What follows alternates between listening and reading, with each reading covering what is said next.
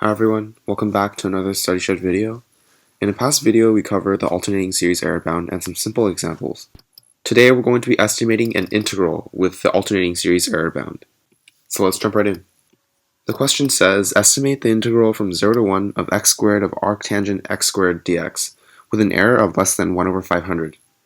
And just for a quick review, the error is the sum minus the nth partial sum is less than the nth plus 1 term of the sequence. The best way to approach this problem, since we can't integrate the function directly, is to write the integral as a series and then integrate that.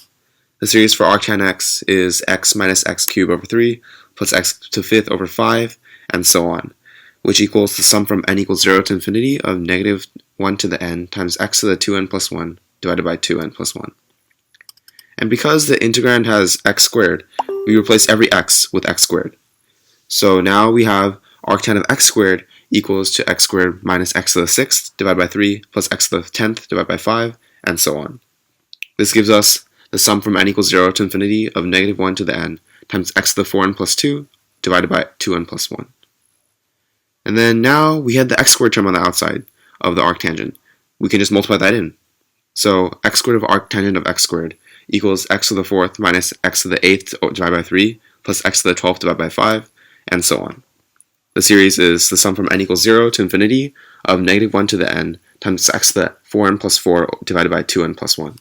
If what I just said seemed like a blur, please go check out our Taylor series videos on common Taylor series and how to apply the Taylor series shortcuts. And now we can rewrite the integral. We have the integral from 0 to 1 of the summation we just found. So integrating this through the fundamental theorem of calculus, we get the summation of n equals 0 to infinity of negative 1 to the n times 1 to the 4n plus 5 divided by 4n plus 5 times 2n plus 1. And if you guys are confused about why we have 1 to the 4n plus 5 in the numerator, it's because we use the fundamental theorem of calculus after we integrated, as aforementioned. As we know, 1 to the power of anything is just 1, so we can get rid of that 1 to the 4n plus 5 term. And that simplifies it to the summation from n equals 0 to infinity of negative 1 to the n divided by 4n plus 5 times 2n plus 1. We were given that the limit of the error is 1 over 500, and by the alternating series error bound, we want the error to be less than 1 over 500, which means that the n plus 1 term needs to be less than 1 over 500. So now we can write out the first few terms of the sequence a of n, which is the non-alternating part of the series we just wrote. We find that the 8th term is 1 over 595, so we know that is the nth plus 1 term. n plus 1 equals 8, so n equals 7. So now we just evaluate the series from n equals 1 to 7, and that gives us a value of 0.172.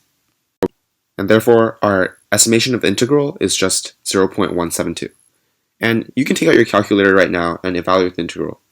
You'll get 0.1731. So our estimation is actually only off by 1 over 1000, which is pretty close. And in fact, the calculator uses the same method we did to evaluate the integral, except they use an infinite series while we just use the first 8 terms. Alright, so that concludes our video. Thank you guys all for watching, and we'll see you in the next one.